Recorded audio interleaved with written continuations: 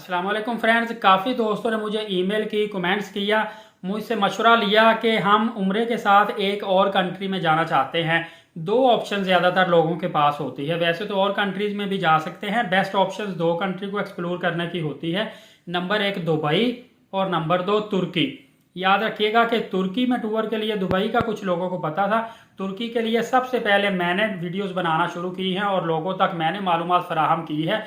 बल्कि ये कॉन्सेप्ट मैंने ज़्यादा लोगों को अल्हम्दुलिल्लाह दिया था कि आप उम्रा के साथ एक और कंट्री का टूर भी कर सकते हैं और उसमें आपके बहुत ज़्यादा अखराजात नहीं आते। तो पिछले 2-3 सालों से ये ट्रेंड माशाल्लाह काफ़ी ज़्यादा बढ़ गया है कि लोग अब उम्रा के साथ साथ एक और कंट्री को एक्सप्लोर करना पसंद करते हैं। और इसी वाले से ही मुझे दोस्तों ने पूछा था कि हम दुबई उम्रे के साथ जाएं या तुर्की उम्रे के साथ जाएं। ये ऐसे लोगों ने पूछा था जो पहले किसी भी कंट्री में नहीं गए। जिन्होंने पहले दुबई का विजिट किया हुआ है डेफिनेटली वो तो तुर्की जाना पसंद करेंगे, और जिन्होंने पहले तुर्की देखा हुआ है वो दुबई जाना पसंद करेंगे। लेकिन आज मैं आपको बताऊंगा कि एक बंदा फर्स्ट टाइम जो किसी भी कंट्री में जा रहा है, उम्रा वीज़ा उसने लगवा लिया, अब उसका दिल करता है कि वो उम्रा के साथ साथ दुबई में जाए या तुर्की में जाए, which is the best country to explore. तो उनके लिए मैं ये वीडियो लेकर आया हूँ कि सबसे पहले मैं आपको ये मालूमात देता चलूँ कि दुबई का ट्रांजिट वीज़ा नहीं होता। जिन लोगों ने मुझे पूछा है कि दुबई का ट्रांजिट वीज़ा कितने का है, पाकिस्तानियों के लिए दुबई का ट्रांजिट वीज़ा नहीं लगता। लिहाजा पाकिस्तानियों को दुबई के लिए सिर्फ और सिर्फ विजिट वीज़ा लगवा कर जाना पड़ेगा, जो कि मिनिमम 1 माह का होता है। और अगर एक्सटेंड करवाना हो तो स्टैंप वहीं से ही आप 3-4 दिन पहले अपने ट्रैवल एजेंट को बताएंगे लग जाती है। एक्सटेंडेबल वीज़ा होता है, आप 1 महीना और मजीद स्टे कर सकते हैं।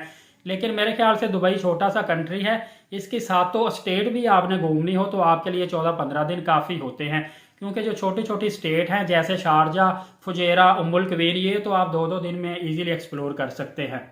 लिहाजा ट्रांजिट वीज़े को बोल जाएं, तकरीबन 35 से 40 हज़ार रुपए का पर पर्सन आपका लगेगा विजिट वीज़ा। और सबसे बड़ा नुकसान ये है कि बहुत ज़्यादा काफ़ी सिटीज़ दुबई ने पाकिस्तानियों के लिए बैन किए हुए हैं, अभी ओपनिंग करना शुरू कर दी है। फिर भी अगर आपका वीज़ा रिजेक्ट हो जाता है तो इसकी फ़ी पहले सबमिट होती है, आपकी फ़ी वीज़ा रिजेक्ट होने की सूरत में ज़ाया हो जाएगी। और सबसे बड़ा इशू ये है कि दुबई में अगर आप फैमिली के साथ हैं तो आपको कम अज़ कम जो रूम है सबसे सस्ता जो मिलेगा ऑलमोस्ट पाकिस्तानी 10,000 रुपये में मिलेगा, इससे सस्ता रूम नहीं मिलेगा। और अगर आप हॉस्टल या डोम टाइप लेते हैं तो वो फैमिली के साथ आपको बड़ी मुश्किल से मिलेंगे, ऑलमोस्ट नहीं मिलेंगे। वो आपको इस तरह करना पड़ेगा कि आप मेल के साथ एडजस्ट होंगे किसी कमरे में, फीमेल के साथ एडजस्ट होंगे, और एक रूम के अंदर 12-15 इवन के 22-25 लोग भी इन्होंने घुसाए होते हैं। तो इस चीज़ का आपने ख्याल करना है। दूसरा, जितने भी दुबई के अट्रैक्शन पॉइंट होते हैं वहाँ पे आपको एक तो प्री बुकिंग करवानी होती है ऑनलाइन। आपकी सम टाइम बुकिंग 10-10, 15-15 दिन पहले करवानी पड़ती है, महीना पहले होती है सम टाइम, इतना वहाँ पे रश होता है। दूसरा, काफ़ी ज़्यादा एक्सपेंसिव बुकिंग होती है और इस तरह आपके दुबई में अखराजात काफ़ी ज़्यादा आएंगे। अगर तो आप बिजनेसमैन हैं, आपके पास बहुत ज़्यादा पैसा है, तो फिर आप ये तमाम तर एलीट क्लास फैसिलिटीज़ हासिल कर सकते हैं। अगर आप मिडिल क्लास हैं तो फिर आपको मैं सुजेस्ट करूँगा कि आप दुबई की बजाय तुर्की चले जाएँ। एक तो तुर्की का आपको ट्रांजिट वीज़ा लगवाना पड़ेगा, ट्रांजिट वीज़ा आपको इजीली मिल जाता है और वो सस्ता मिल जाएगा दुबई की निस्बत। और वो अगर उसकी फ़ी भी आपको बाद में पे करनी पड़ती है, अगर खुदा ना खासा रिजेक्ट होता है तो आपके पैसे ज़ाया नहीं होते। वैसे भी अगर आपने पहले उम्रा वीज़ा डेफिनेटली लगवाया होगा फिर ही ट्रांजिट वीज़ा मिलेगा, तो उसमें 99% चांसेस होते हैं कि आपको तुर्की का वीज़ा मिल जाएगा। सेकंड नंबर पे ये है कि तुर्की में आप देखेंगे तो इस्तांबुल से बुर्सा सिर्फ 2 घंटे का सफ़र है। आप इतने बड़े 2 सिटी को इजीली एक्सप्लोर कर सकेंगे, अंतालिया को एक्सप्लोर कर सकेंगे। तो आप 7 डेज़ के अंदर अंदर इजीली 3 से 4 सिटीज़ को कवर कर लेंगे। और वहाँ पे आपको 1-2 दिन के अंदर अंदर भी बुकिंग करवाएंगे तो इजीली टिकट मिल जाती है, ज़्यादा एक्सपेंसिव भी नहीं है। वहाँ पे आपको हॉस्टल भी मिल जाता है और आपको वहाँ पे हर तरह से इस्लामिक, यूरोपियन, हर तरह के लोग मिलेंगे, हर तरह का कल्चर मिलेगा। आपको एक खुशगवार माहौल देखने को मिलता है।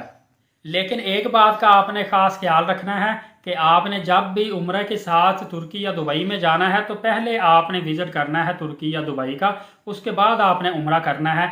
ये हरगिज़ नहीं करना कि पहले आप उम्रा पर चले जाएं, वापसी में आकर आप दुबई या तुर्की की सैर करें, ये आपको मसला पेश आएगा। दूसरा, आपने जब भी टिकट करवानी है तुर्की के लिए तो कोशिश करें तुर्किश एयरलाइन करवाएं, दुबई के लिए करवानी है तो एमरेट्स एयरलाइन करवाएं। यहाँ पे एक और चीज़ मैं आपको बताता चलूँ कि जब भी आपने तुर्की का वीज़ा हासिल करना है आपका एनटीएन बना होना ज़रूरी है। अगर आप 4 अफराद जा रहे हैं तो चारों का अलग से एनटीएन होना ज़रूरी है। विदाउट नेशनल टैक्स नंबर आपको तुर्की का वीज़ा नहीं दिया जाएगा और इस वीज़े के अंदर ही आपको हेल्थ इंश्योरेंस भी दी जाती है, जबकि दुबई के वीज़े के लिए आपका एनटीएन होना ज़रूरी नहीं है। सिंपली आपके पासपोर्ट की स्कैन कॉपी पर आपको वीज़ा दे दिया जाता है। तो ये छोटा सा कंपैरेटिव था, छोटी सी इन्फॉर्मेशन थी। उम्मीद है आपको अच्छी लगी होगी। दूसरों तक लाजमी शेयर कर दें, वीडियो को लाइक कर दिया करें, नए आने वाले चैनल को लाजमी सब्सक्राइब कर दें ताकि मैं नई से नई मालूमात आप तक रोजाना की बुनियाद पर लेकर आता रहूं। एलीट साकिब यूट्यूब चैनल के साथ इजाज़त दीजिए। अपना बहुत सारा ख्याल रखिएगा। बहुत शुक्रिया। अल्लाह हाफिज़।